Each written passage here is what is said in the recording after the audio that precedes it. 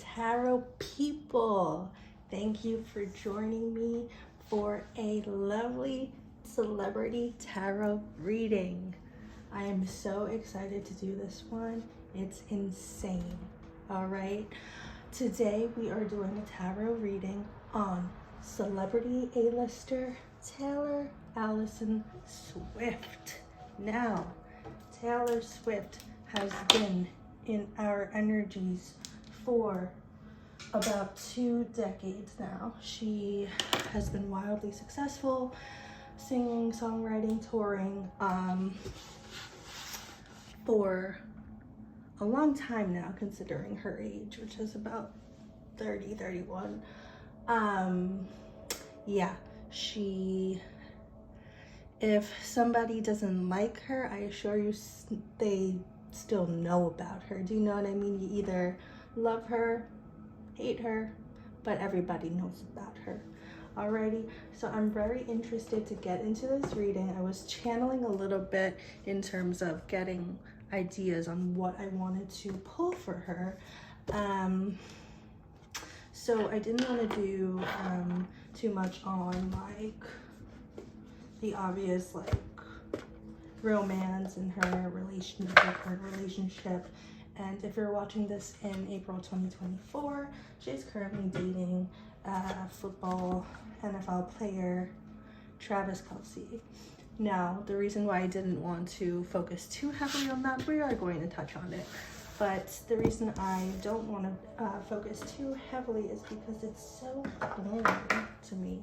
Do you know what I mean? There's so many other things we can pull on, like so much. So I'm being called to use my Angel Tarot deck here, which has been great the past few days for me, giving me some accurate reads. Excuse me, I'm going to take a sip of water here. And this is a special water bottle. It's a, there's actually a quartz crystal. I don't know if you can see that with the background. There's a quartz in there. So it serves as like a water bottle and a crystal. Love it. All right, gonna take a few of those water breaks. I always seem to get thirsty during these tarot readings, so let's get into it. I did my sacred space. You could see my Buddha, my crystals here.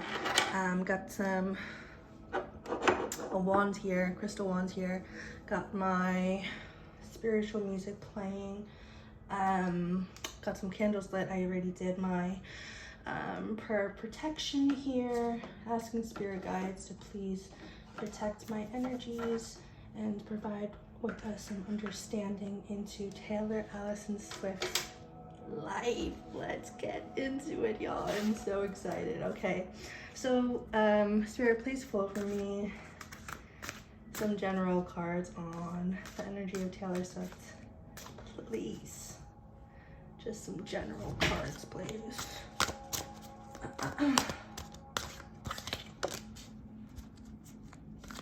We got the 4 of Pentacles in reverse. Lack of control. Wow, that's interesting. I didn't expect or not expect to read that. The moon is coming out. Yeah. All right. What I'm getting here right away is her primary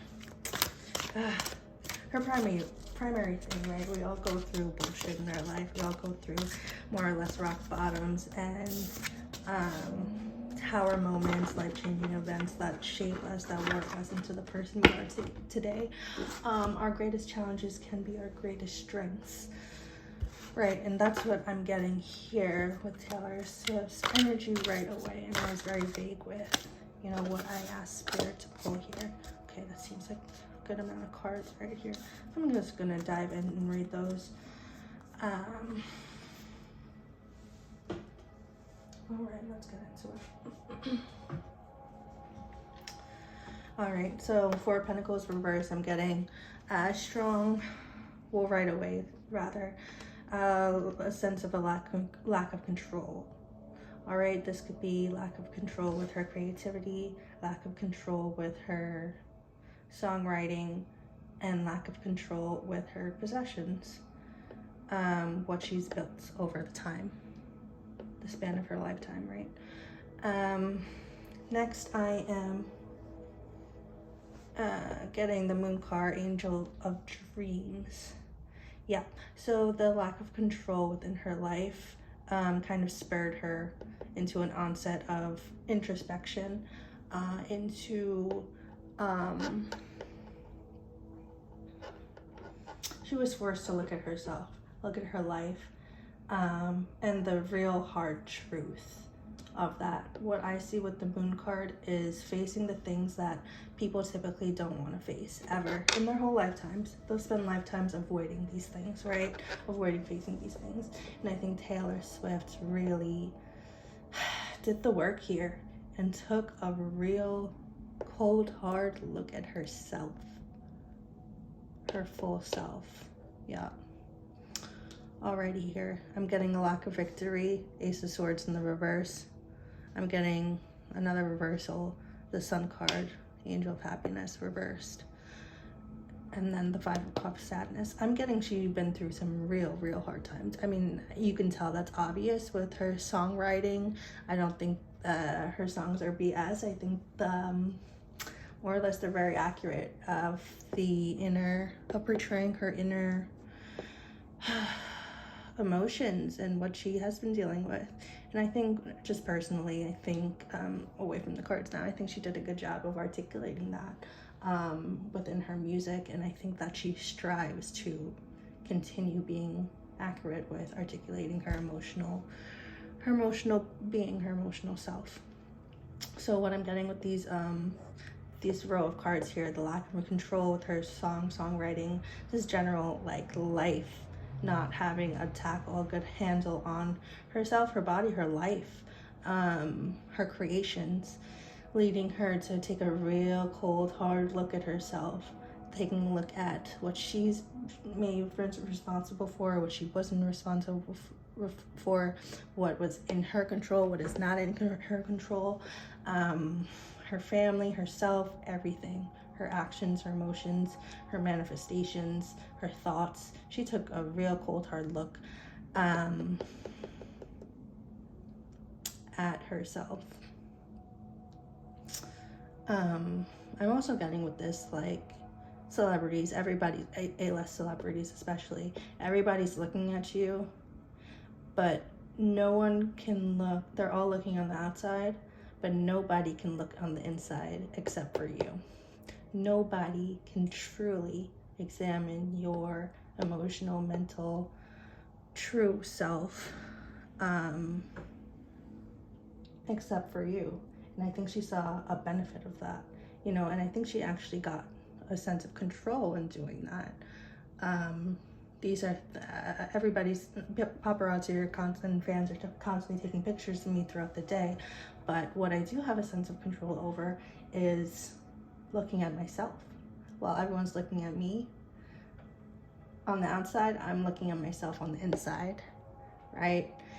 And I think she did the cold, hard, ugly work, right? That many people don't even do in years of therapy, or they try to do, but it's difficult. And she fell a lot of times. She fell and got bruised, and it was hard for her. She felt she felt lost. She felt like she's fighting a battle and she's constantly losing them. It caused her great sadness. I'm seeing here. It caused her some real deep, cold, hard sadness.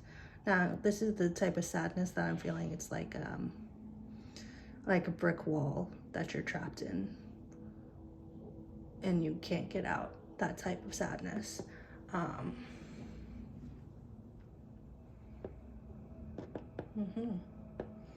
mean, with that loss of control there, it can send you down a rabbit hole, and I think she did go down that rabbit hole of sadness. Empress reverse here. Yeah. I think she's always strived to be, that empress, that woman, that role model, that person that maybe other people may think of her as already. you know, that role model, that idea of perfection and femininity, and a beautiful female creator and artist. I think she's tried very hard to do that, and she's to try to be that idealized self, but she doesn't view herself like that. She has a very practical view of herself, and she has a very honest view of herself, I think. And she knows she's not there. And yeah, that's what I'm getting for her right off the bat. Thank you, Spirit, for providing those insights for me.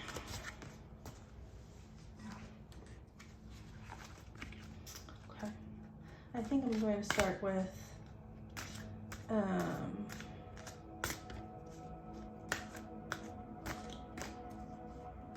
yeah, Spirit, can we start with the story of Taylor Swift from the beginning? Let's go from the beginning. Her family, her upbringing. What was the making of Taylor Swift like? Because, whoo, a lot of cards just came out of here. My impression, Spirit, is that, you know, she was this young girl from a small town, or unknown really town up in Pennsylvania. Very normal life, who had a dream and pursued it,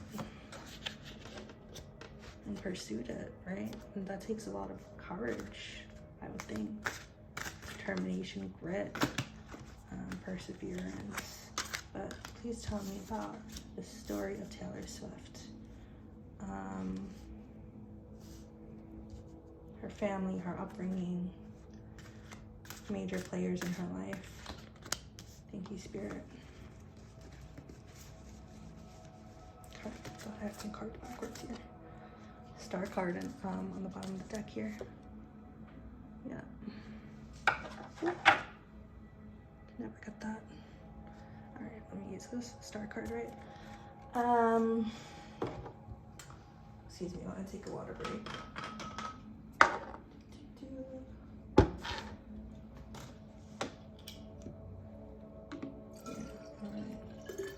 Ooh, I'm getting some family trauma already. I don't know if people know about this or not.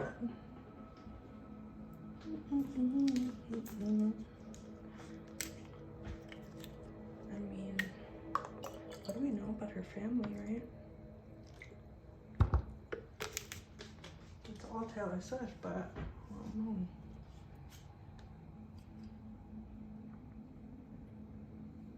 It's always about Taylor Swift and who she's dating, but how about her fam? How about her mom, her dad, her brother? Close extended family members. Okay, so right off the bat, I'm getting someone who had a lack of commitment. I don't know if this was the father, I can't say, but I'm saying somebody who was not as committed as they could have been to the family. I asked Spirit to pull on her family and her upbringing. Maybe someone who was not as committed to the family as maybe they could have been, or what their family wished there would have been. Could have been the dad, could have been just maybe extended family members who were distant, and it was maybe just more tight-knit within the nuclear family there, mom, dad, brother. Kind of secluded from others. But yeah, I'm getting with the King of Cups in reverse, a lack of commitment with a figure there. I'm getting a male figure, but all right. And Queen of Cups sensitivity, I'm getting a sensitive female. I'm getting that's maybe her mom, and this is her dad with lack of commitment, and the mom's just a sensitive, beautiful, loving soul there. Taking a journey. 8 of Wands, upright, taking a journey. I think with the combination of this father and mother figure, you know, and Taylor Swift sent her family on a journey, more or less. You know, she said she got an idea one day, and she said it's more than an idea, it was inspiration that, you know, you have to follow. I don't know if you've ever had an instance where you were inspired to do something, take a trip, or talk to someone, and it was pure inspiration, and you can't even describe it, like where it was coming from or why you felt so deeply about this kind of random thing.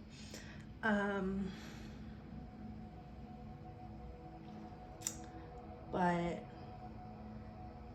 yeah, I'm getting that Taylor Swift really knew she, through inspiration, through divine inspiration, that she had to take a journey and take her family on that journey with her, and that it was bigger than them all individually, them as a family, and their little home in Pennsylvania was bigger than all of that. And she didn't know that then, but she knew she had to take the first step to doing it, and that it was all that mattered. School didn't really matter. I guess you have to go to school when you're that young, right? You have to go to school just for like legal purposes, but she knew it was bigger than all of it. Spirit, can you please clarify for me, was she, I'm gonna get to this a little later, but at that young age, was Taylor Swift in touch with her spirituality? Why was she so overly inspired?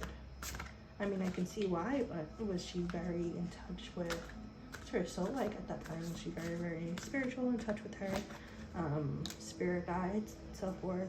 Idea. She had a divine idea. Okay. And sadness again. Empty cups. 5 of Cups in the reverse. All right. This is connecting me with the previous cards I pulled with when it was 3 cards all displaying some sort of sadness, deep sadness, right? She's inspired by her sadness. She gets ideas from her sadness in a way. You know, now that I'm thinking about it, I don't personally struggle. I've struggled with sadness, obviously, and depression, but that deep, debilitating type of ongoing, persistent sadness.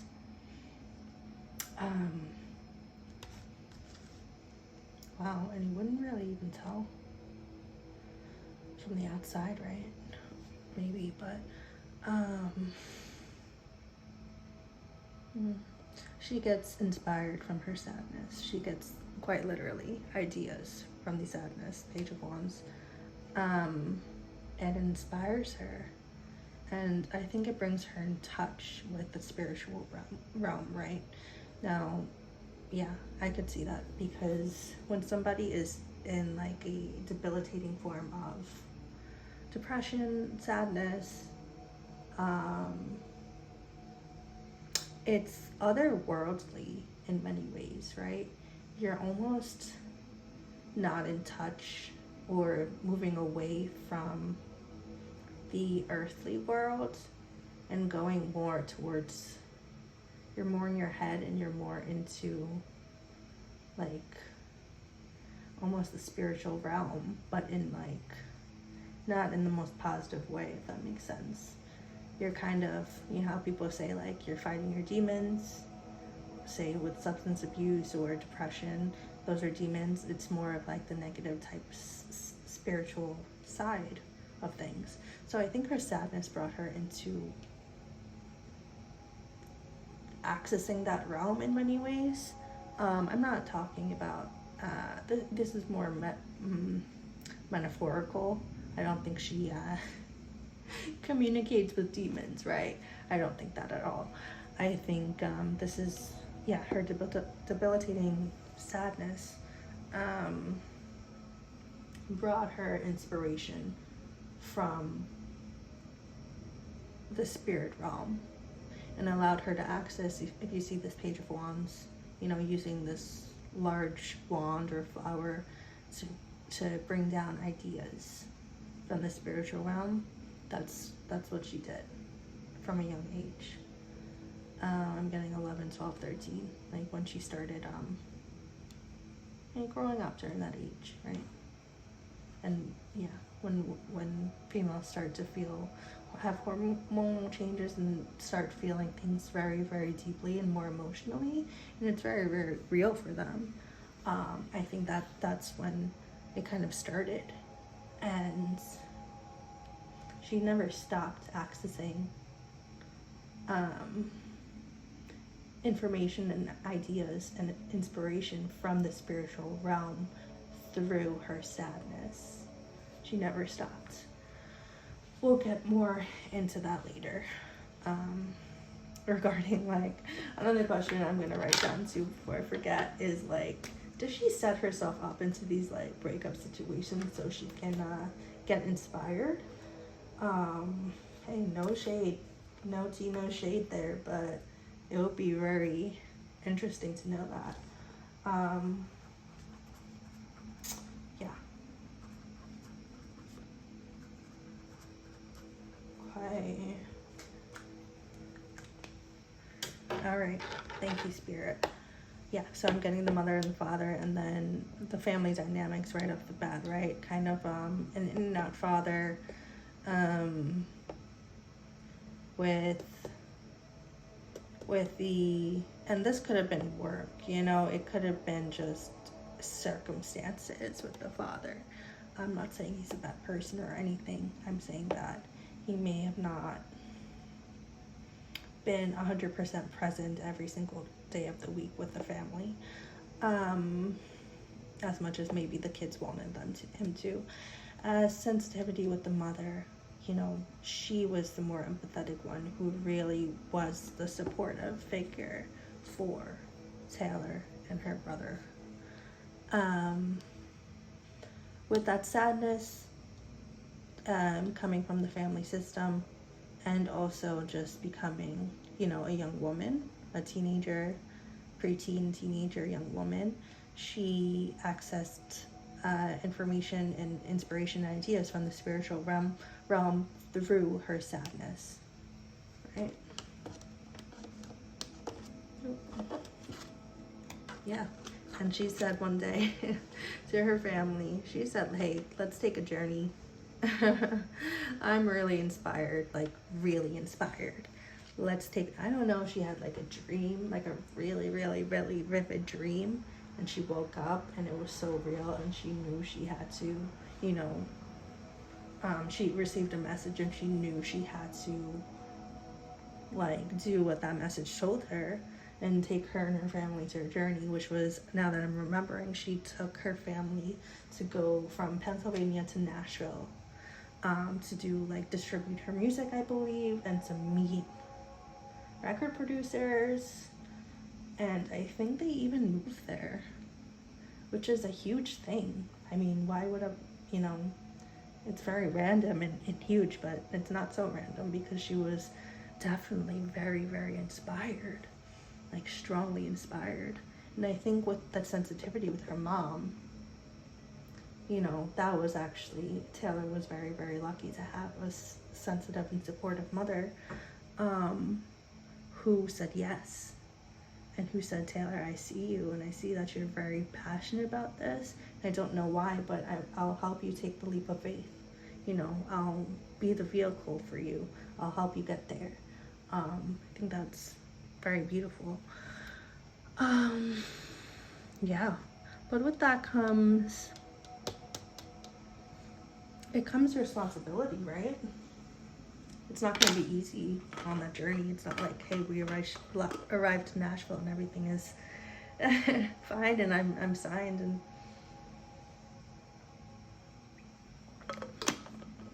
I think it was difficult. With that Two of Pentacles in reverse, I think it was difficult with time restraints, with money restraints, with balancing school, with balancing maybe work with her family, from being maybe separated from her family, her father and brother. I don't know how that works, if they were separated or not, but yeah, to uproot the fam at that time, you know, it was difficult. And so Taylor really, and her mom really had to, they did take a leap of faith, right? But they did have doubts too. So they became more reserved at times, and said, hey, let's think a little bit more practically about this, instead of living in this weird fantasy where we're just like moving all around the country, and we have to play it safe too. We have to be practical and play it safe, and there's time, there's money, there's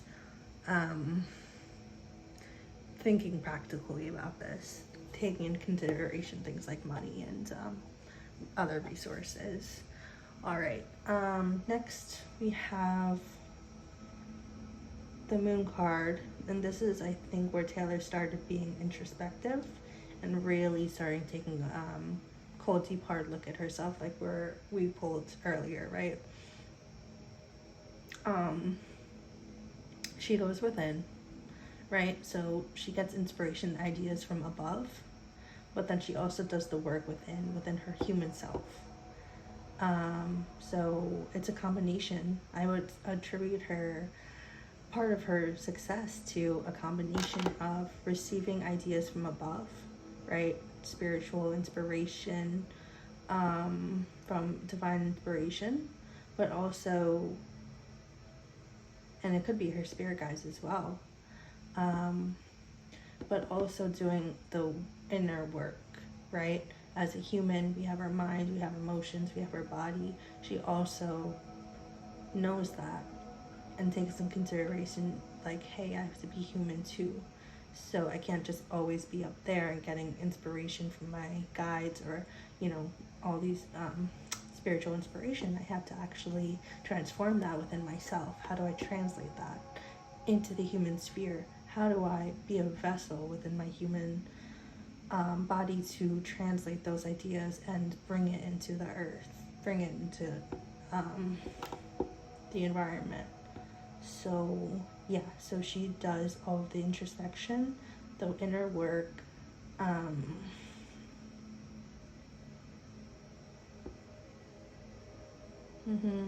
and it's not always fun. It's actually not fun. The Moon card, it's like what I'm getting is shadow work, right? It's looking at the nastiest, ugliest, cringiest parts of yourself and doing some taking a look at it and trying not to be judgmental, although maybe your brain might want you to be, might bring you there. I'm getting her meditating too. I'm getting her meditating for a very long time. I'm surprised she's never talked about that. I think she meditates and doesn't even know it's like meditating, actually. She has this inner process.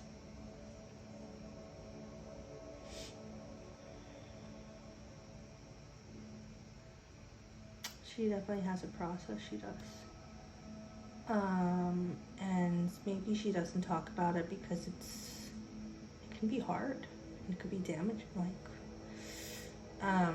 it could bring up a lot of ugly things about yourself, or about your circumstances, or about your family, right?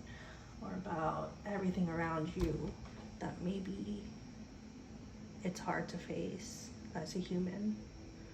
But I think she's brave enough to go there.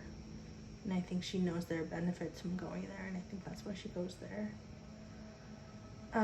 But it doesn't make her happy. It makes her inspired, but it doesn't make her happy. The Sun card in reverse. And I think that's where she struggles sometimes, is that balance, or that seesaw with inspiration, right, versus my own personal happiness. I'm inspired, but I'm not happy. I'm happy, but I'm not inspired. I'm creating, but I'm depressed. I'm really happy and optimistic, but I haven't created a body of work in a few months. So I think that's her general struggle there, because her sadness brought her to be inspired, but is that state really sustainable? And I think she She struggles with that to this day. I'm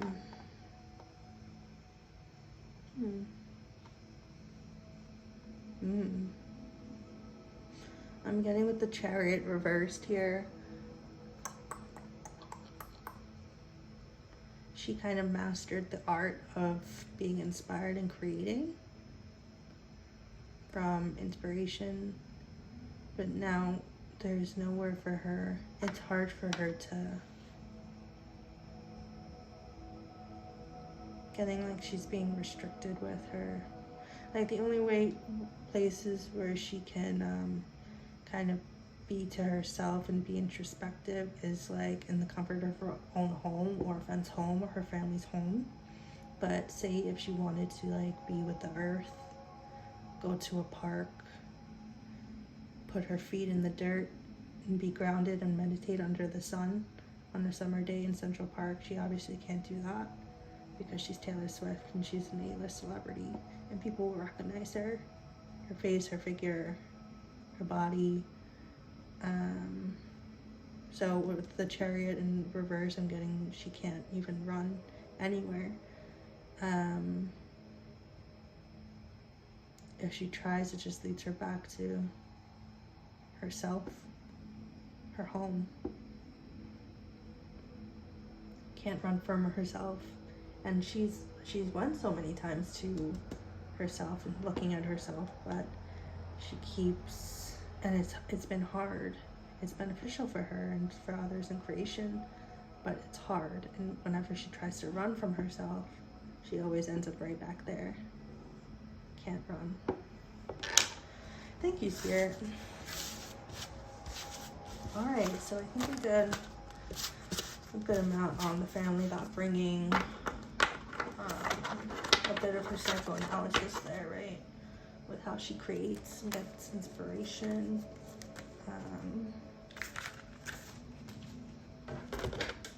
Yeah.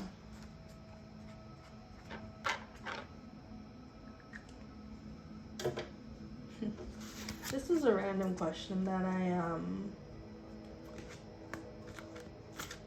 received when I was channeling her energy that I wanted to talk about. Is what's her home like? Is it messy? Is it clean? Is it zen? Is it like,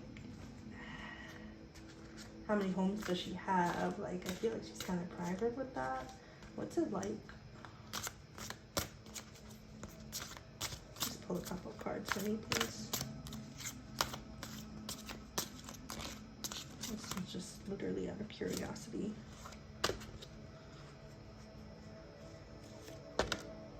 It's all about her work. I feel like her home is like her workplace.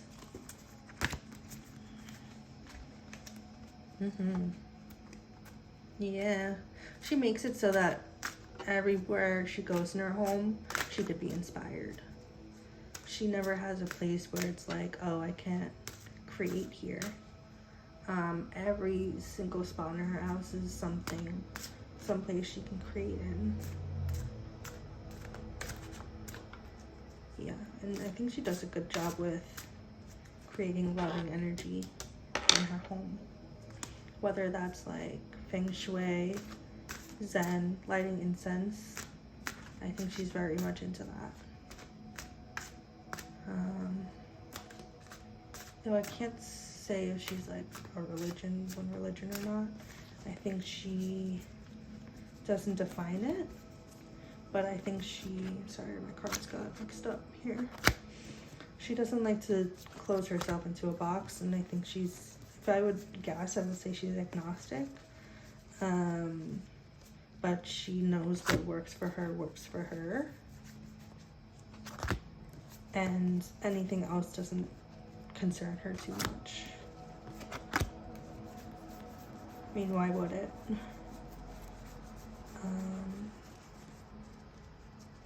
Okay, thank you, Spirit. Okay, what I wanted, so that leads me to her songwriting technique and success. So, Spirit, can you tell me about what her songwriting technique is like, and how did she create a whole body of work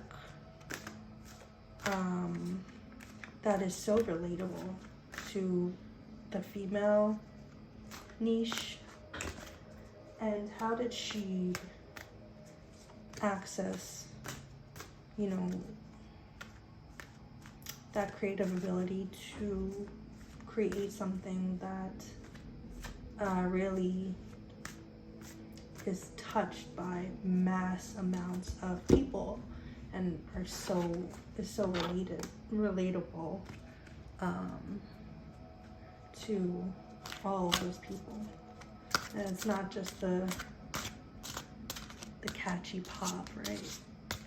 It's something that actually resonates with many people. How did she access that? What's her songwriting technique like? Why are her bridges so unique?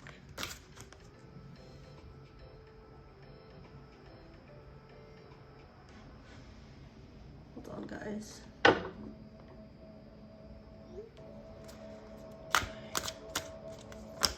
Woo! I love when Spirit gives me a bunch of cards like that.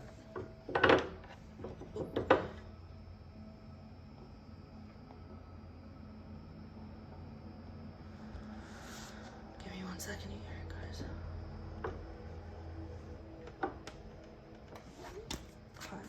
Sorry about that.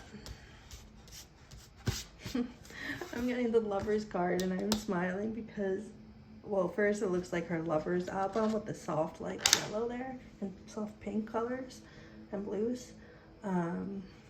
She has the song Lover and a whole album Lover, right? So that's cool that came out during her when I asked about her songwriting technique.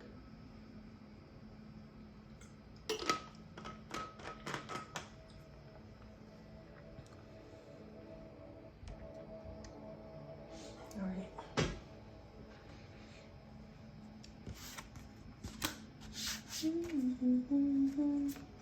I'm getting a lyric. I get lyrics and little tidbits of songs from time to time when I'm doing readings that are relevant to what I'm pulling, what I'm channeling. I'm actually getting her song, which is the bridge to one of her songs. I wish I remember the name. Say Don't Go. It is the bridge.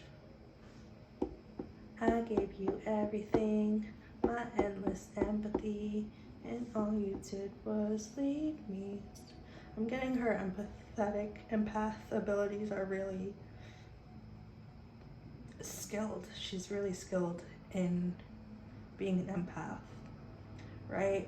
And when you think of empathy, right, or a highly sensitive person, an empath, a lot of times now in the media, it's like, okay, you recognize that you're an empath. How do I overcome this struggle of like always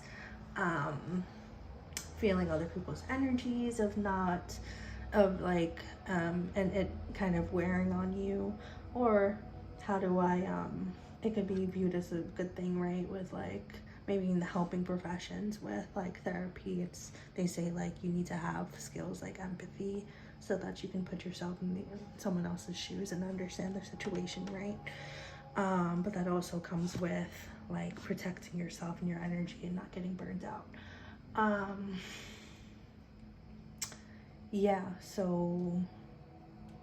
that was the lyric I was getting, her referring to her endless empathy, but I'm seeing that she uses that empathy, and Spirit's guiding me to what I was asking her about. How is she so relatable to mass amounts of people, typically females, like preteens, teens, and adult females, right, who have been through heartbreak, breakup, or something around that.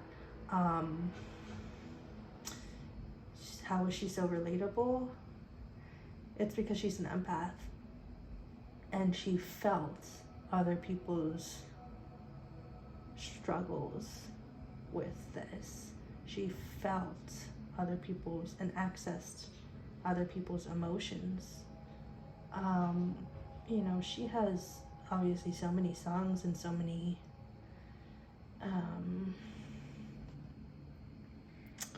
bodies of work that point to heartbreak and all of these specific situations, I'm getting that she channeled a lot of them. I'm not saying they weren't hers, but I'm saying that they maybe were not hers. I think she was she is a true empath. I don't know what I'm saying was. I think she is a true empath, and she channels like a lot of situations. Have you ever heard of a song and it's like, and you're like, dang, that was literally my situation. I can't believe they went through that too. And I think a lot of people do that with Taylor Swift. Taylor Swift's like, yeah, I know you guys are going through that. I maybe was too, or maybe I wasn't, but I felt that you guys were. And I think she channeled that. And that really was that huge relatability piece. Really allowed her messages to resonate with a large amount of people. Right? And if it resonated with like females 15 to 23 or something, for the rest of the population that aren't in that niche or in that demographic, it was just a catchy song, right? That other people are dancing to or listening to, right? So it caught on to them too, even if they couldn't really relate with it. Hey, my friend relates with it and my friend loves it. And it is pretty catchy now that they're singing it, right? And listening to it, I'll get on board with it. So at the end of the day, even if you don't relate to it to a T or at all, you still, it's still pretty damn catchy. Not for all of her songs, but like, excuse me guys, hold on.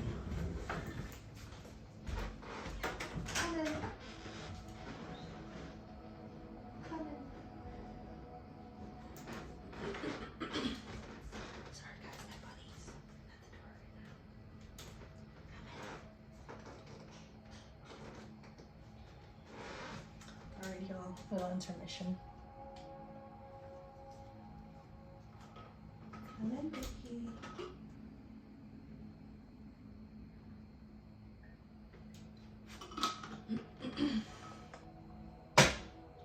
Seriously, Ellie? I'm going to come in and walk.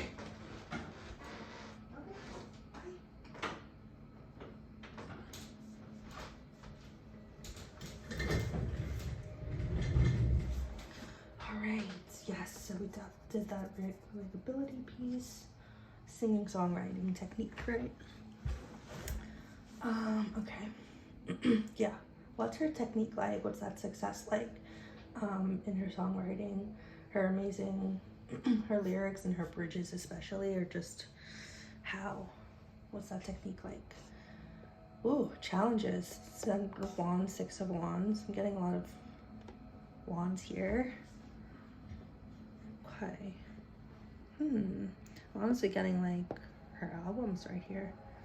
I mean, it's different for each of her albums, right? I don't know how many albums she has right now or gonna have.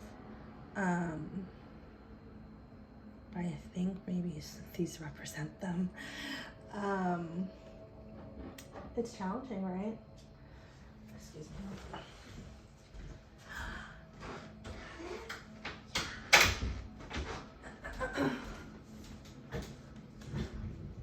Yeah, so the Seven of Wands, I'm seeing that, yeah, sometimes it's songwriting is a challenge, and I'm actually being pulled to a Tiny Desk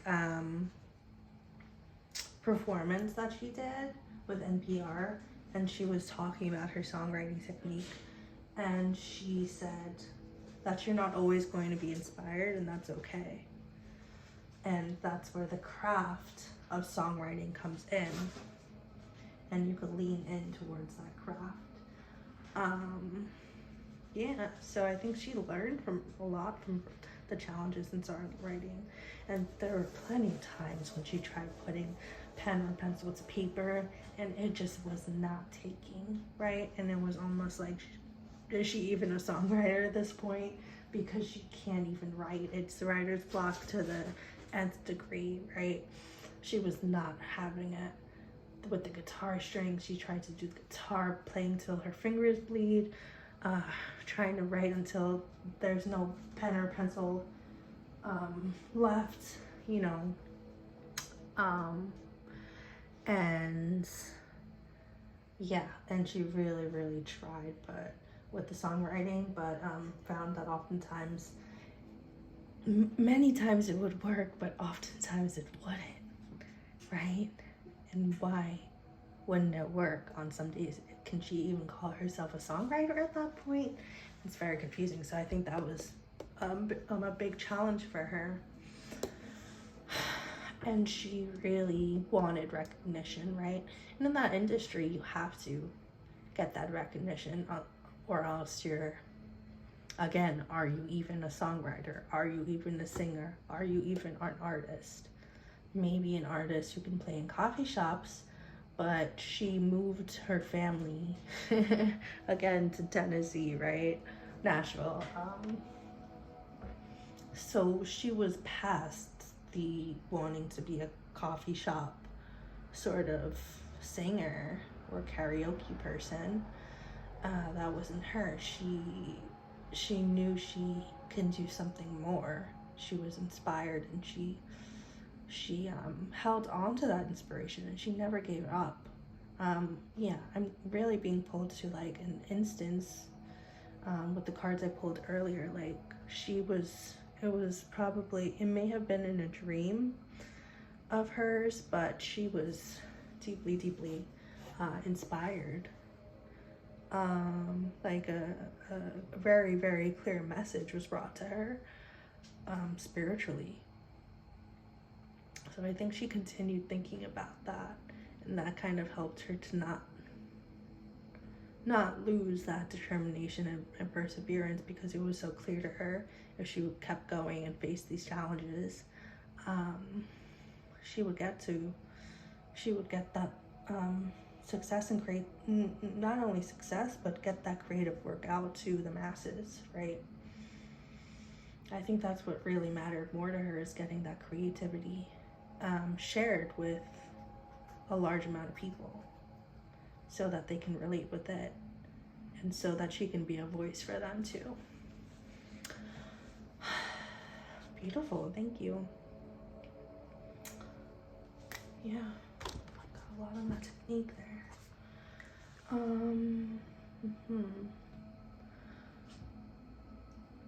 With that lack of generosity, King of Pentacles in the reverse.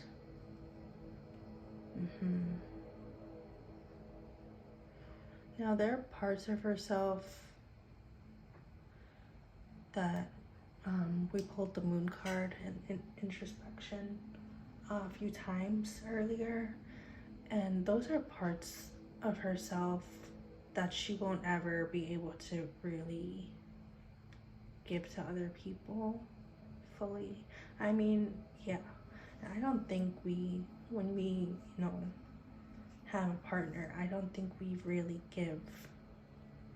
I think there are some things that we kind of will always be with us and don't need to be shared, right? And I think that's what I'm getting here with the King of Pentacles in the reverse. Generosity, I think that she really values those parts of herself that she doesn't share with others, and she can't share with others, and that spiritual process that she has been doing since she was a young girl. I think that's something that she would always keep to her, because like I said, there will always be cameras in her face. There will always be people wanting to take pictures and looking at her and Googling her, and even people looking at, partners that will be, sharing very intimate parts of themselves. But this is something, her songwriting technique, her spiritual abilities to access inspiration and information for the masses. That's something that she keeps, is very dear to her and dear to herself. So that's what I'm getting with the lack of generosity there.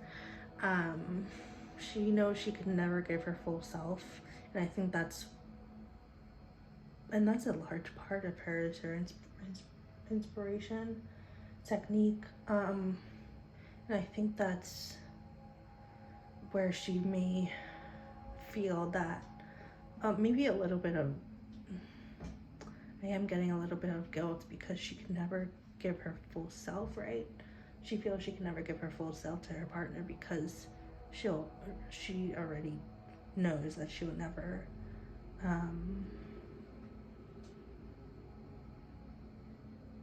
she'll always keep this to her as her thing. Yeah, so I'm getting that it does impact her personal relationships. Whether this is in her subconscious or not, it may be very, very deep down there in her subconscious, that it does affect her personal love life here. So she'll always get very, very close. Not always, but there are times when she gets very, very close to her significant other and is about to really become truly united through marriage. She's gotten close to that, I believe, with a few, at least one ex-boyfriend. But she's, like I said, she's honest with herself. And if he can't see 100% of me, then I'm gonna pull away, because it's not worth the partnership, because I would expect him to give 100% of himself. If I know I can't give 100% of myself, I'm going to, count my losses there. Angel blessings. And she does go back to her, whether these are spirit guides that she consults or just, accesses in prayer even. I'm not exactly sure her spiritual technique, if she just goes to bed and wakes up refreshed because she had a lot of dreams where she was interacting with, with her spiritual guides and things like that, but doesn't even remember it in the morning. Could be that. But she does often have a practice in place that allows her to consult with her guides and her spirituality. So that always brings her back home. It does, even throughout all the breakups. She never really loses her whole self because she has her spirituality, or whatever this is, that she can fall back on. Her angels, right? Angels of blessings. And that leads me to Nine of Cups in reverse.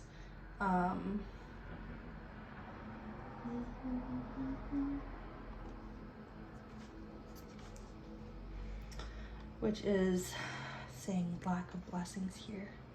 Yeah, I feel like she thinks she screws herself over from time and time again, and she's brought all these wonderful people and has all of these amazing experiences with these wonderful people who can really fit with her in a relationship sense, like so well, like a glove. Perfect compatibility, all of the resources to really find, she has all the resources to really find her perfect match, right?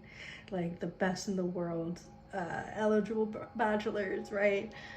She has all of those resources, but I think she thinks that she screws herself over time and time again because she knows that she'll never be able to give 100% of herself because of this. Because she's not willing to, she will always feel like a part of herself is gatekept by herself. She's not willing to let anybody into her spiritual and inspiration technique, this world that she resorts to often. She'll never let them in on that. Yeah, so I think she screws herself. She thinks she screws herself over with blessings that she could have had. She could have had an engagement party. She could have had a bridal shower. She could have had a, who knows, baby shower. All of these wonderful blessings with cake and champagne and people and love letters and all of these beautiful celebrations, and she hasn't, because she trades them. She feels she trades them for these beautiful songs that can that these women and her fan base and listeners really value and help save her and help save them. Angel of Integrity in the reverse, Justice in the reverse. Okay, so what I was getting before, I actually wrote it down. Yep, legal issues and more. So I was getting a large issue that she faces was just generally in her life are her legal battles, because she won't ever, she's doing this thing, right? She signed up for this thing. She got this inspiration from when she was young, that she is this singer-songwriter, and she has this mission and this purpose to get all of her, get inspiration and bring them to the masses, to people who can relate so deeply to them, and have these beautiful messages in the form of song and songwriting that resonate with hundreds of thousands of millions of people on the globe. And she does not want to give that up for anything. I mean, she does feel she has, that's her purpose of being here. But I think that a huge challenge that she faces with that is, with all of that songwriting and her body of work that she's created, all of her creation that feels very divine to her, and feels that only she could have done, because she was chosen and inspired and created from, you know, spirit through her. She feels with that, and because it's an earthly, because she's bringing it down to earth, the earthly beings will always try to through like legal issues try to ruin it, right? So with the Scooter Braun thing, she feels that he was a thief and quite literally stole her work, and tried to steal her creative process in the process of it.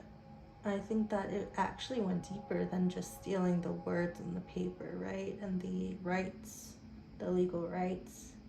She feels that he tried to steal her process.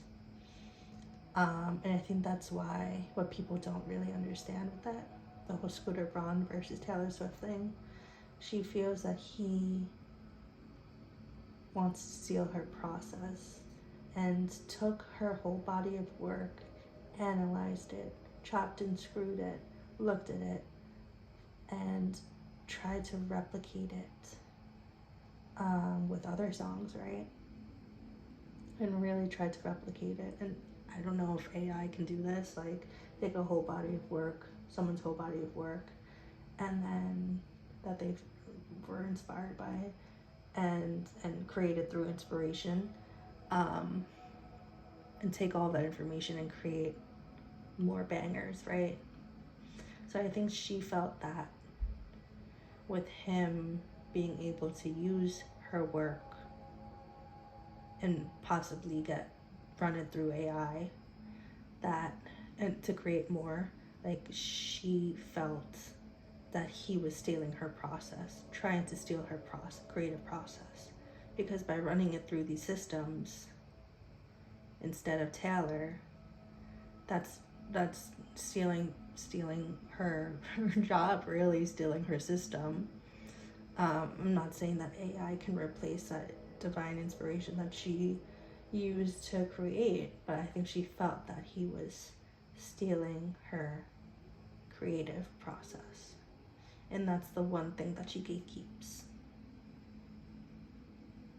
That's the one thing that she gatekeeps and has to herself. So I think that was the biggest challenge there that she may have faced, the legal issues. And I think she rationalizes it by thinking like there will always be people who try to sue her and create these legal issues because we are earthly bound, and because this is such a big body of work reaching so many people, it's inevitable. So she feels that with this work, she will always be in the courthouse or always be dealing with some sort of liability here. Independence, Queen of Swords, Control. Yeah. So I got this card, the Control on the reverse, Four of Pentacles in the reverse in the beginning. How she felt a lack of control in her family. I think that she continues to feel a lack of control with her songwriting and her rights. I mean, she feels like she's creating something. There's things that are so beautiful, and with people attempting to steal them and steal her creative process, that she's feeling this lack of control now. Like each time they do that, she gets less and less control of this entire thing that she created. But this Queen of Swords is literally her fighting. Like, I don't know if you could see this. That's pretty cool there. Literally her fighting, like sword to sword, right? Do you see that? Sword to sword with the opponent. I'm getting with Scooter Braun, but it could be any figurehead, really, any record producer who tries this, any Joe Schmo who tries to really screw her over legally, right? She always had this sword, but she took it out, right? She took it out. It was like a newfound sword that she took out of her socket there. I don't know what you call it, the sword holder, and then literally fought back. And she's not a fighter. She's a lover, right? She's really naturally not a fighter. She's more of a lover, but she needed to for this. And that's what she would do to protect this thing that she created, protect her process. Thank you, Spirit. So she although she's fighting and continues to fight, and continues to win and find more creative ways to combat these people who try to steal her work and her process. She still does feel an underlying lack of control here. Thank you, Spirit. All right, y'all, I'm going to take a quick intermission. I'll be back.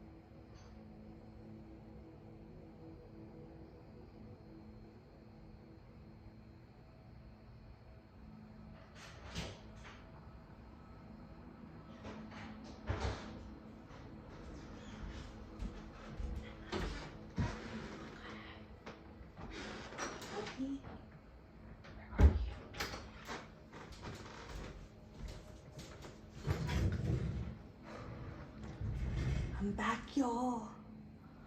I'm back, y'all. Intermission is done.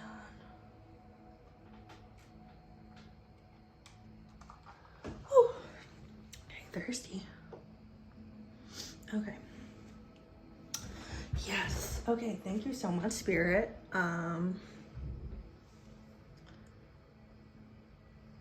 Yes, thank you so much, Spirit. I think I covered what I wanted to cover. Yeah, with her creative process, her singing and songwriting technique, even liability. Yeah, did that. Legal issues.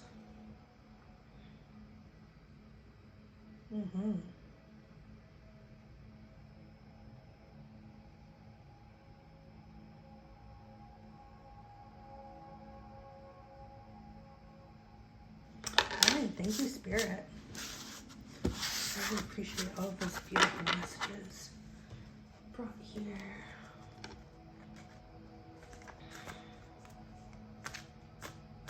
All right, Spirit. So, question I have in regards to the singing songwriting technique and her success regarding that creative process. With that, can you please let us know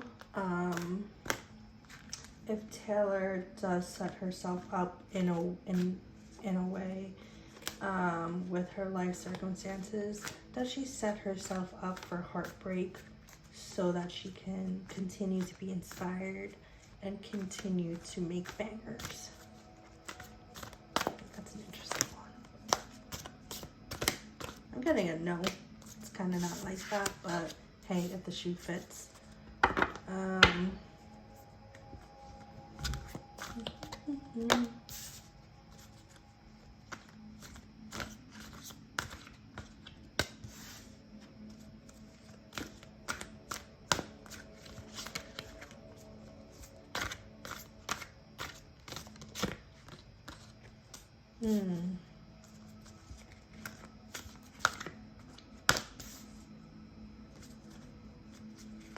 Okay. Yeah.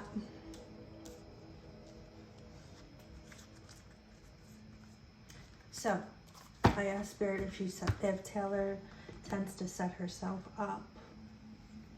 Does she set herself up purposely in regards to her relationships so that she can get more songs out there?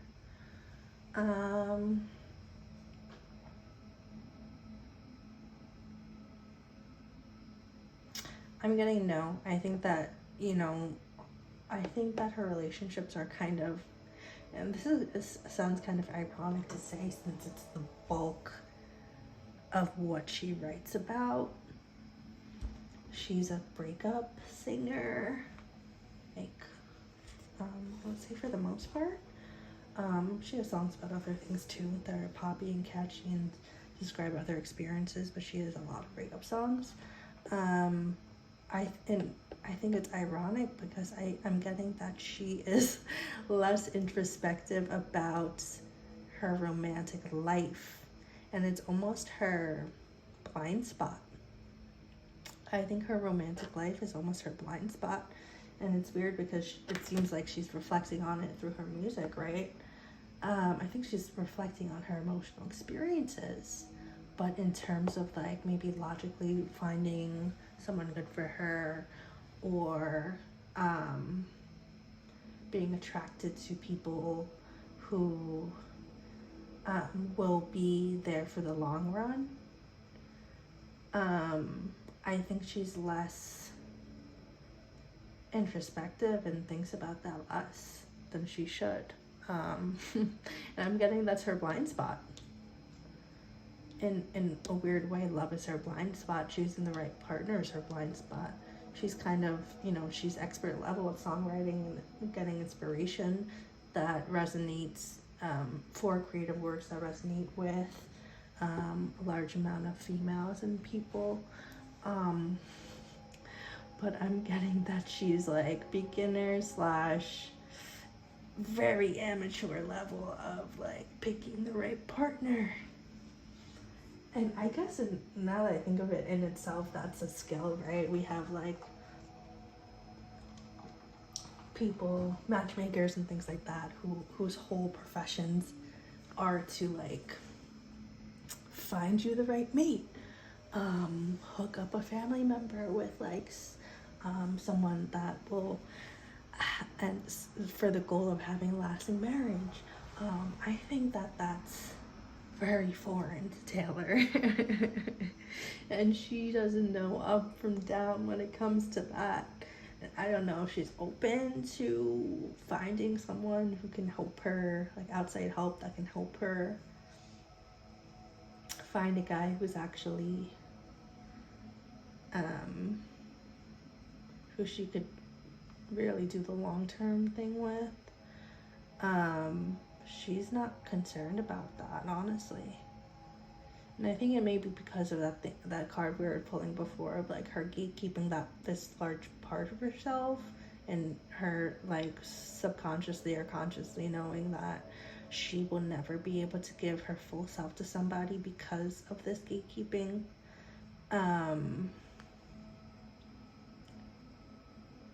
I think that's why she's like less concerned about it, because maybe she subconsciously knows, like, yeah, it's me. It's me. Hi, I'm the problem. It's me. Yeah, she's literally admitting it, right? So, yeah, so that's why she's kind of knowing she's maybe doomed from the start. It's me. And I think she's very honest with herself. Yeah. She knows it's her with the lack of generosity, King of Pentacles in reverse here. Yeah,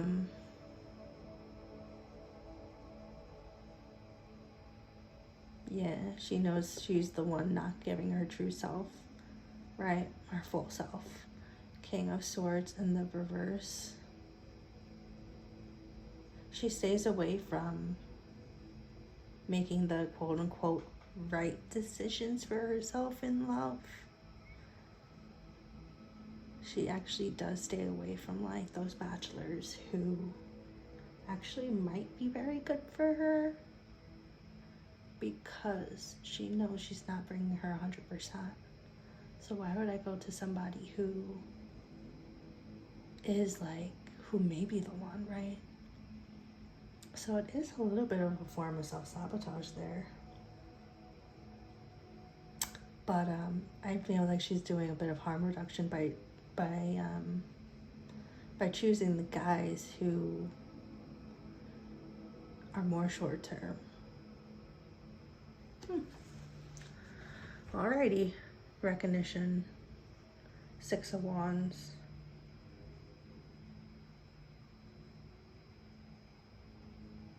Lack of generosity. Again, this is pretty much saying the same things. Like, she recognizes she'll never, I don't want to say never, because I don't think she wants to say never either. I think that she knows that right now she's not willing to give 100%. All right, she has masses of people to serve here with her creative inspiration, her creative ideas. And she's gatekeeping this large part of herself, her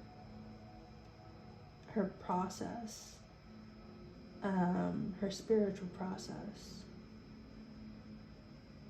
She's not willing to give it up, at least not yet. And I think keeping this has brought her into some precarious situations. I'm getting led to her song, I Knew You Were Trouble. And I think that song came out when I was in high school, and that song was like the first indication to me of like, oh, she doesn't want to be that good girl anymore. That was like wearing a dress, fairy tale dress in her music videos, and asking, having Romeo come and save her, and having that drama and stuff. She portrayed herself for one of the first times, if not the first time, of experiencing the bad girl lifestyle, or her rather being in the bad boy life, right, dating a bad boy. Excuse me while I plug in my laptop here, y'all. Of course, we're like going over an hour. Oh wow, already over an hour. Hour 15, yeah. I have a few more things, major things, but I think I got the most important stuff answers. Like, I was really curious about that creative process, and also her upbringing and how she really got there. It was all her. It wasn't, you know, it was really all her. Okay, yeah, so like I said, she's not willing to give 100% of herself. She rather keep that part of herself so that she can continue writing and continue serving the masses through her relatable lyrics and songs. And actually with that song, I Knew You Were Trouble, it was a first indication to me. This was like over probably around 10 years ago, if not more, of her first being introduced to that bad boy lifestyle, or being with the bad boys, or a bad boy, and indicating like sort of undertones of drug use. I knew you were trouble. I knew I shouldn't have gotten into your energy.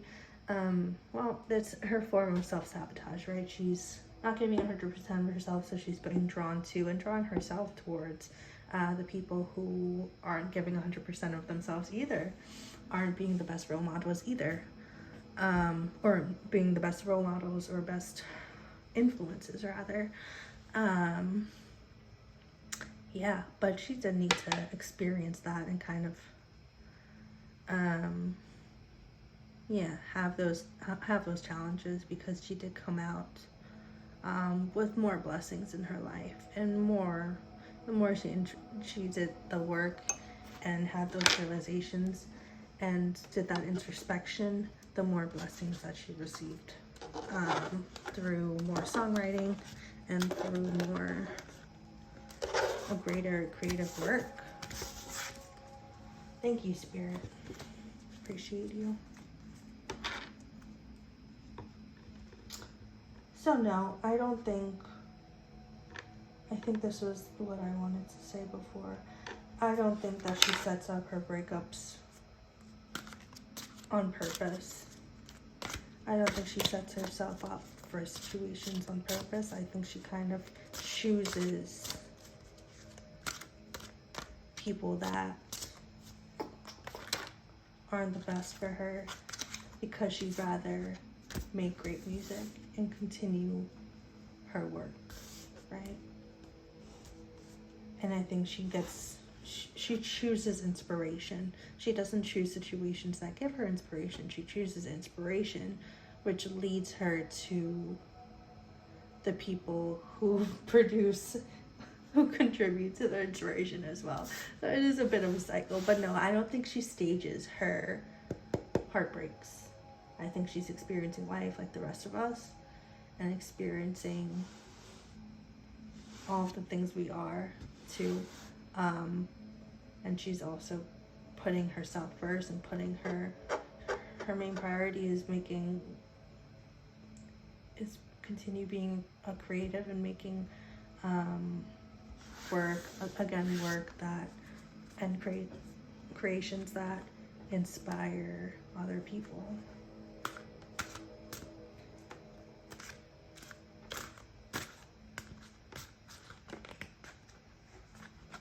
Yeah. Okay. So this is a continuation of what we were just talking about. Her heartbreaks, her losses, her interpretation of all of these people in and out of her life, like that, all of that grief that she does go through, it brings her success. It does. She doesn't stage these situations. She just naturally experiences them, and it does bring her more success. through the inspiration she's able to create from that, it does create her for her more blessings. And she's doing it in a way that is integral. She's doing it with integrity. Okay, she's not an actress staging these situations and getting the life force out of these people so that she can create music and get more money. She's doing this all for the greater good and for greater purpose and with integrity. Okay, she's simply living life and experiencing all the things that normal women experience throughout their span of their life. And she feels those feelings, and she gets rewarded, and she gets many blessings and abundances from these experiences. Thank you, Spirit, for clarifying that. All right, so I want to pivot a little bit to her beef and her drama. We talked a little bit about this with the legal issues and the liabilities and Scooter Braun and things like that. But how about like the other females in the industry? How about the other people, A-listers, celebrities that she may have beef with? Where does that come from? Is that something on her ends? Is it jealousy from their ends? Who's at fault here? I mean, there's two sides to the coin. I don't want to point fingers at anybody, but please give us more clarity on beef and drama that Taylor Swift and I heard Katy Perry in my head. Wow, I did. Please give us insight into that. Katy Perry, other people who she may have beef with. What's the reasoning from this? Bad decisions. Coming from a need for comfort. Okay, so what I'm getting right now is like someone resorting to, say, an ex who they just broke up with, going back to them for cuddles because they're really lonely. They want some comfort. Oh, and the gossip card came out here. Page of Swords in the reverse, and then things coming back to her. I think she's very human. I think human goes through very human emotions like the rest of us, with fresh breakups and needing comfort that she feels that person can only bring her. And I'm getting John Mayer, honestly. And I don't really know all the people in the span of time that she's dated them. Yeah, so, and I'm getting that, with the Katy Perry thing, like, I think that relationship was real with the John Mayer, and I think that they had many moments of, like, very deep emotional connection, and I think the gossip is honestly what broke them, and I think, honestly, they may have been close. I could do a reading on him, but he may have a similar process to her that he gatekeeps to. Parts of himself that he would prefer to keep to himself. I think they may have related on that. Yeah, and I think the Katy Perry thing was like more possessive. So I think that's where the drama comes in. Yeah, it was over a guy, but I mean,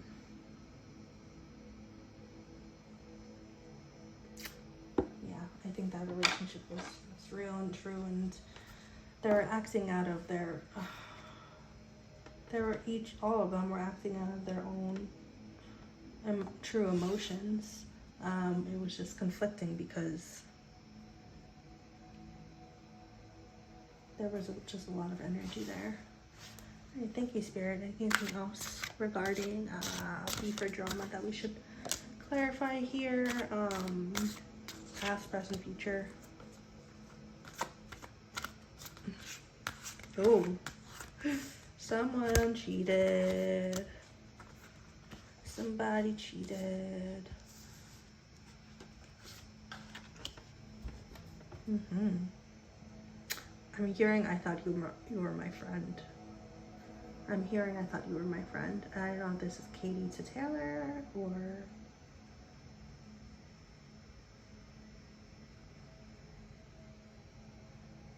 Somebody cheated. I don't know if this is the same situation with the John Mayer thing. I don't know the timeline of that.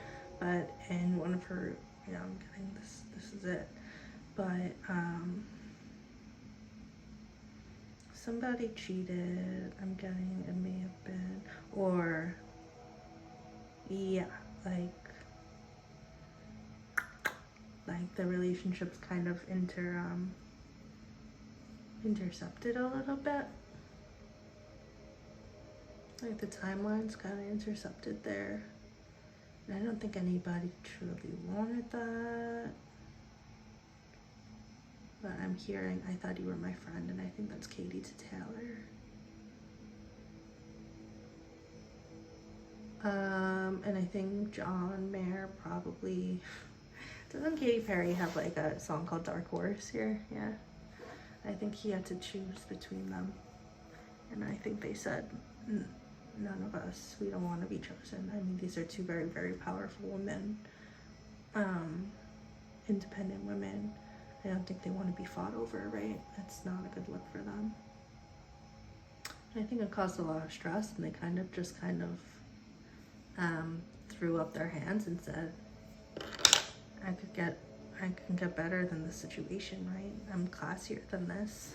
I'm not gonna be on Jerry Springer. This isn't that type of environment here, but I'm getting that this was a bit of a intersected timelines here, unfortunately. I don't think any of them really truly wanted that. I don't think they wanted it to get messy or public, but it did happen, unfortunately. And yeah, that's some beef, but yeah, and there was some gossip there, but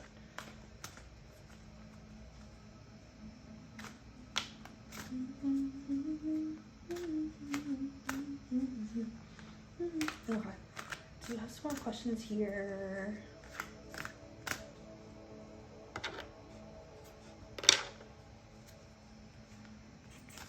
Will Taylor Swift adapt, change her style? I mean, I feel like she's had minor changes in musical style, but will she have like will we see like something crazy, like really like totally different genres?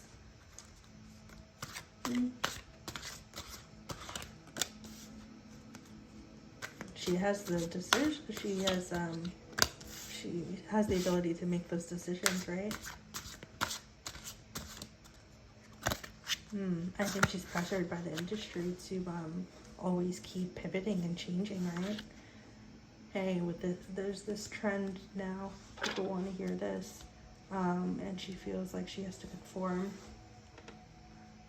Journey here at the bottom. I feel like she feels pressure to conform to the ever-changing trends and what's happening, but she has her process. So it's like a balancing act between her inspired process, creative process, and what the industry is kind of pushing her to do, right? So it's like she has these decisions that she constantly has to make, and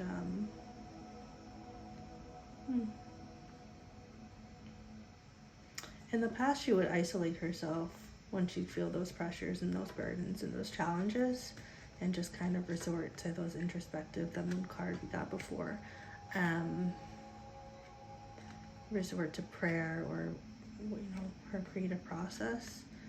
But now she seeks support. She seeks other people now.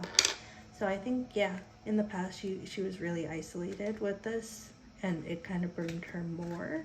But I'm getting that now, in the future, present and future, she has gotten a lot more comfortable, and I think this is why we may see her with like more friends and more girlfriends and her squad and things like that, because she realizes that she's not so different from all of them. Of course, they bring their unique perspective and experiences and abilities to the table, but they're not so different after all. You know, there's kind of like this common thread amongst them. You know, these other A-list celebrities and girlfriends that she has around her.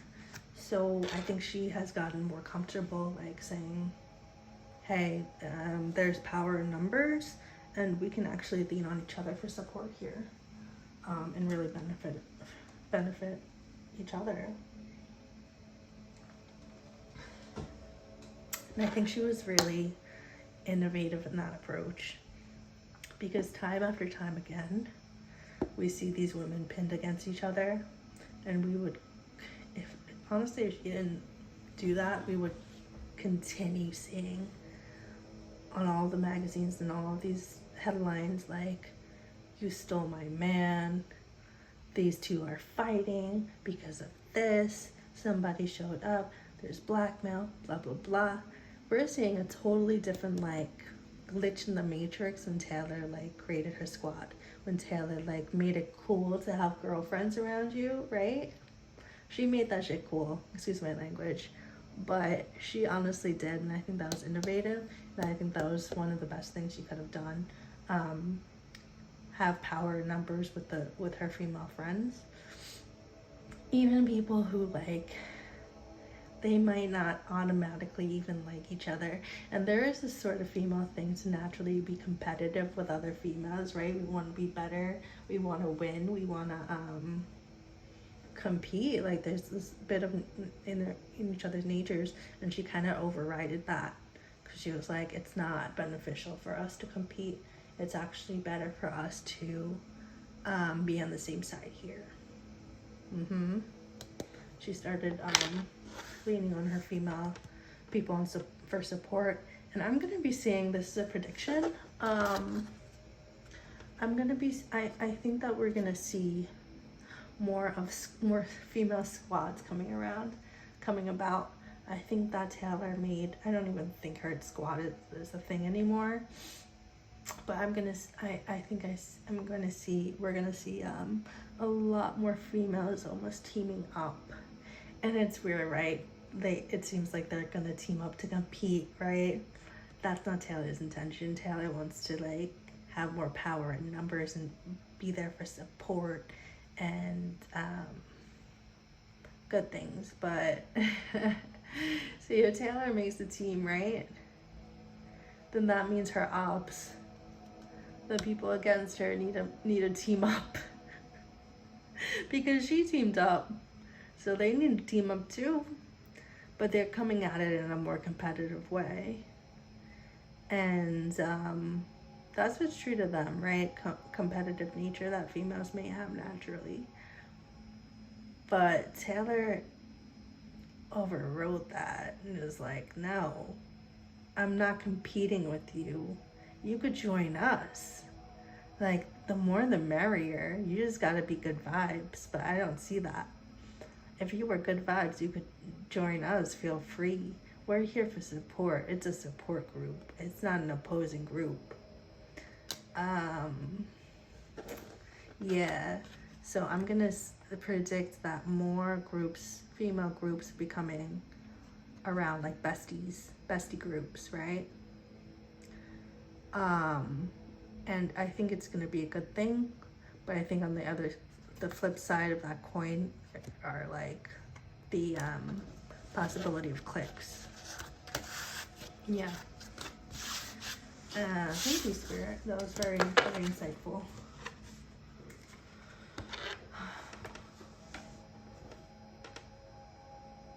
All right.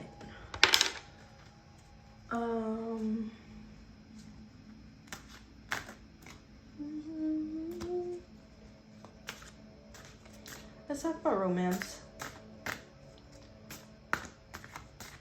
Let's go more specifically. Will Taylor Swift get married to the man of her dreams and have a lifelong marriage with this person? Yes. Yes, I'm getting it. That's a major arcana, Wheel of Fortune. Yes, astounding. That's what I'm getting. Obviously, anything can happen. There are many pathways. People have free will. I'm getting she will, and I was not that I'm surprised. I think she deserves it, and I think, wow, I think it's gonna be work though, right? Because she's not willing to compromise certain things, as we talked about before. But I think it will be work on both ends, obviously. But I think she will be victorious. She's just a little slow with the action right now. She's not as determined. It's not in her, it's not really her main priority right now. It may seem like she is. She may be getting pressure from other people because of her age and things like that, but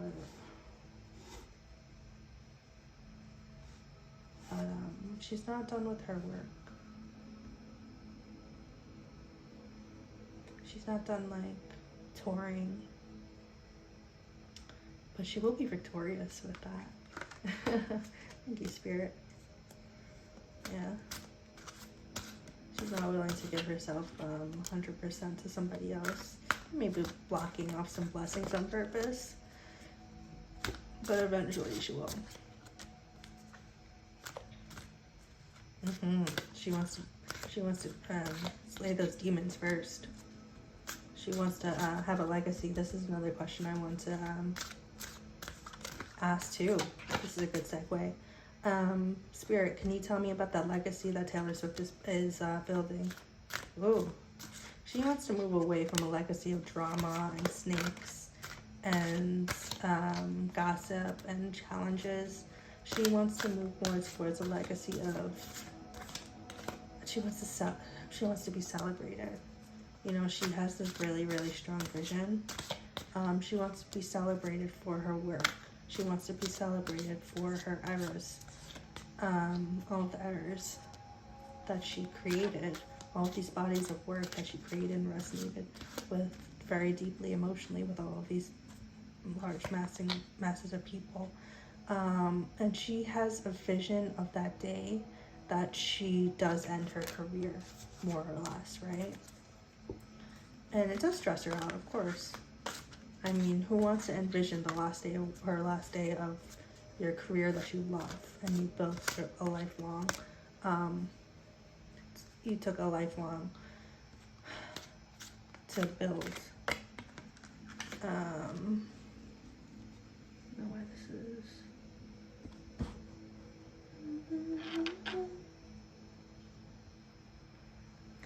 So, yeah, she does envision that day, and it does create stress for her, and it creates trust issues for her as well.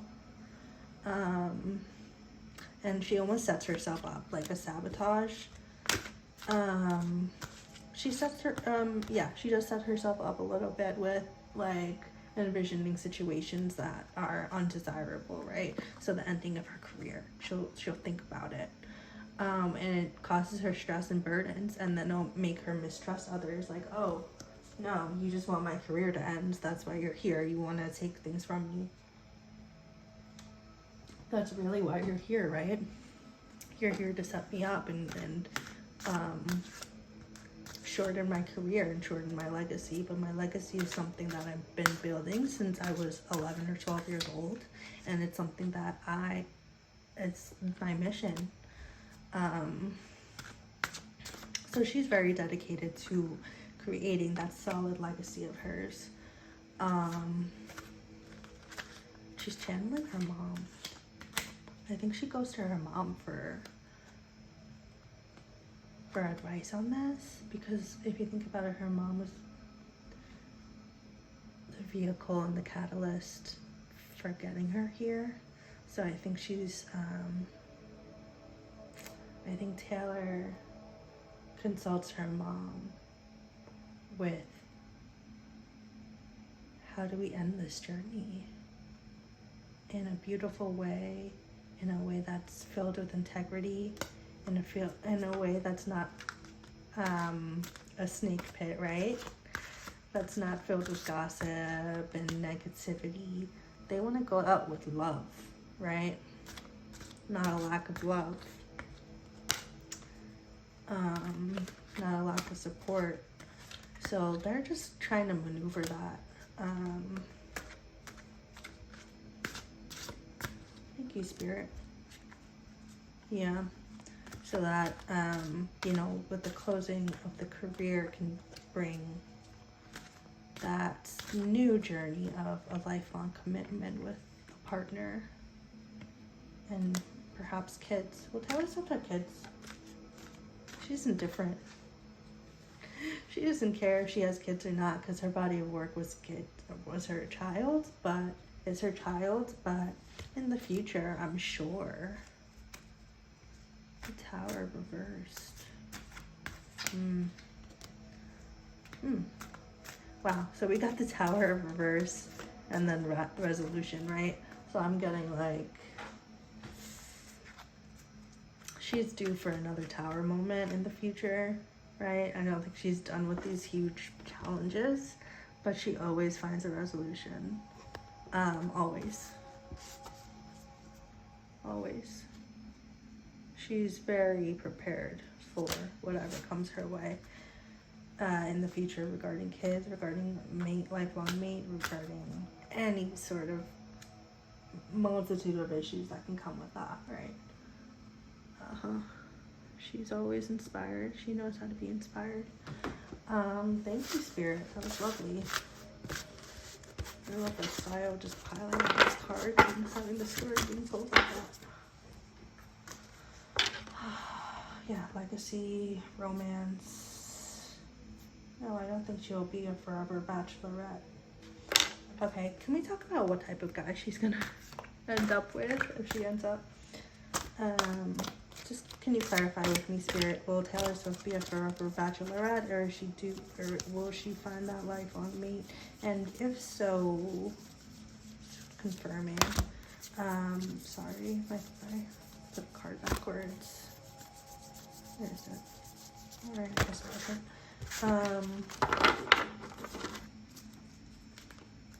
What type of guy would it be?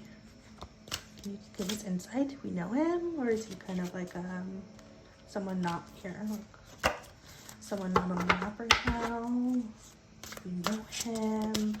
Is it one guy? Is it several guys? Like, what's going on with that?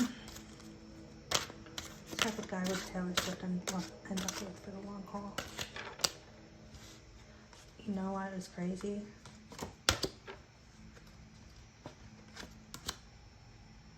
Oof, girl. Tell me something different. I don't think it's written yet.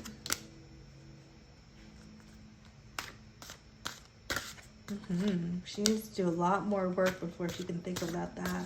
Spirit's not letting me into that. Spirit, I'm getting all reversals. You know, Taylor Swift hasn't even thought about that really. So it's like, I can't even pick up on that because it's not even written. She has the freedom. She has the freedom to choose that. But I will say, not to get anyone's hopes up, but I just got in my head, we never go out of style. We never go out of style. You got that. Yeah, so...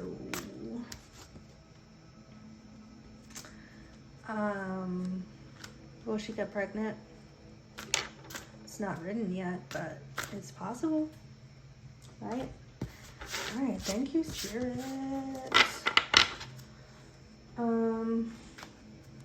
My last question here, a little aside here. Does Taylor Swift get burnt out, and when she does, what keeps her going? What keeps her going? Shifting. She shifts. Ooh. Ooh. Okay, so I'm getting a few things here. So what keeps her going and prevents her from burning out is I'm getting Taylor Swift pivots at that point. That's usually when she feels signs of burnout, it's an indicator to her to do something new and different, and she needs to pivot with whatever she's working on and move towards something that does energize her.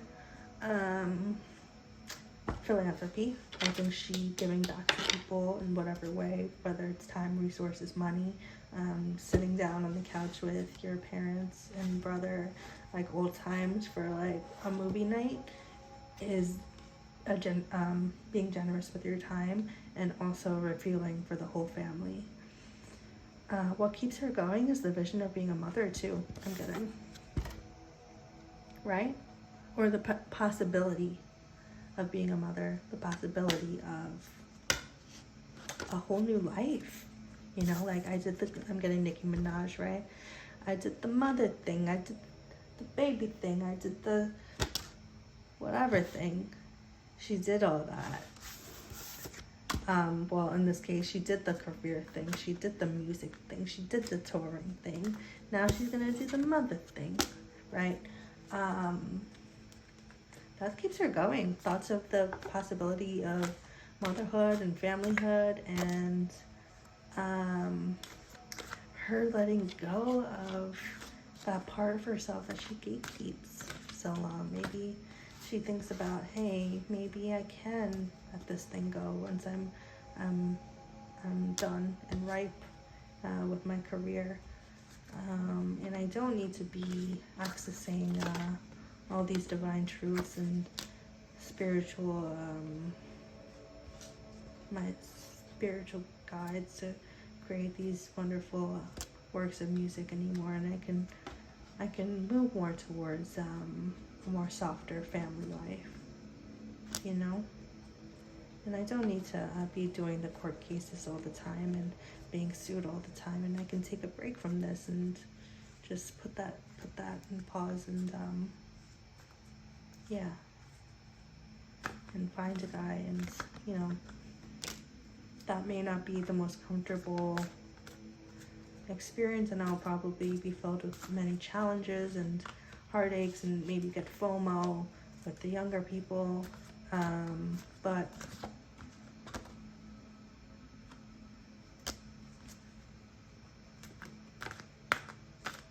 I think she gets comfort in these thoughts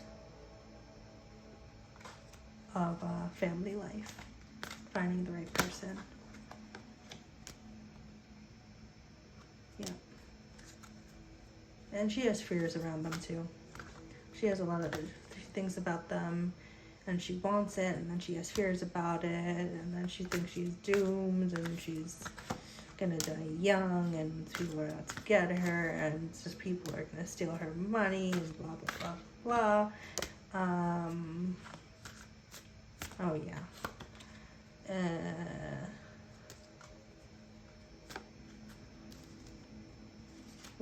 People are gonna leave her, and it's just like thought after thought after thought.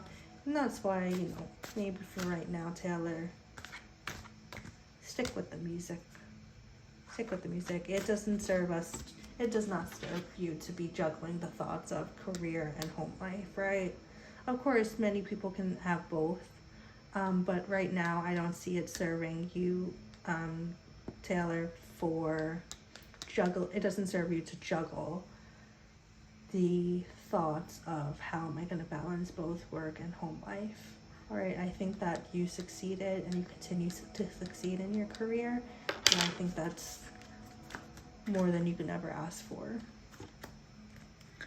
All right, Spirit, thank you so much for all your messages today. Thank you all for listening. And I hope that you got all the information. I hope you got, you know, all the information that wanted to come out here tonight. I hope that this was entertaining and you got plenty of answers and insights and understandings into Taylor Allison Swift's life. Any last messages for us?